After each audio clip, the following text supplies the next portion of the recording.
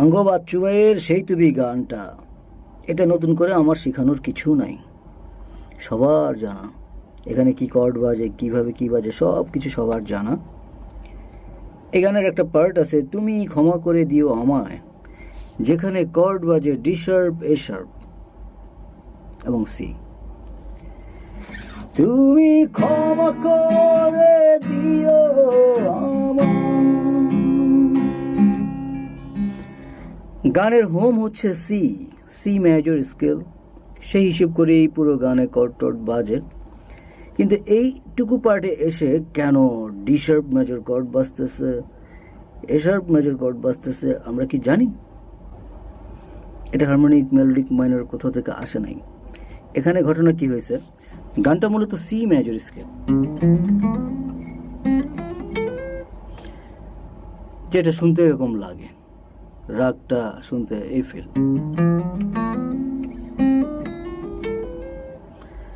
কিন্তু ওইটুকু পার্টে গিয়ে হোমটাই চেঞ্জ করে ফেলছে বাচ্চু ভাই, সি মেজর থেকে সি মাইনর চলে গেছে।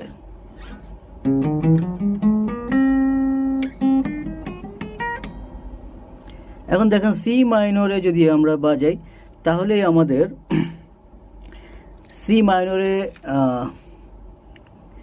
গুরুত্বপূর্ণ নোট কি, থার্ড নোট, কারণ মাইনর শুধুমাত্র থার্ড নোটই নির্ণয় করে। সেটা নিয়ে উনি একটা কর্ড করছে। আমাদের সি মাইনরের থার্ড নোট কি, ডি শার্প, যেটা ডি শার্প মেজর কর্ড হয় থিওরি অ্যাপ্লাই করলে। এবং সি মাইনরের মধ্যে ওই স্কেলে সেভেন্থ নোটটাও মাইনর সেভেন্থ, অর্থাৎ আমাদের ন্যাচারাল সেভেন্থ কি, বি, আর এখানে ফ্ল্যাটেড সেভেন, অর্থাৎ এটা একটা মাইনর ফিল দিচ্ছে, সেভেন্থ নোটটা একটা মাইনর ফিল দিচ্ছে। সেইটা নিয়ে একটা কর্ড করছে সি মাইনর স্কেলে। এটা থেকেও একটা মেজর কর্ড হয়, সেটা হচ্ছে এ শার্প নোট, এবং এটা দিয়ে এ শার্প মেজর কর্ড হয়। এই দুইটা কর্ড জাস্ট অ্যাপ্লাই করে দিছে, মেজরের মধ্যে একটা মাইনর ফিল দিছে, এবং সেটা গানটাকে একটা এক্সট্রা ভ্যারাইটি দিছে।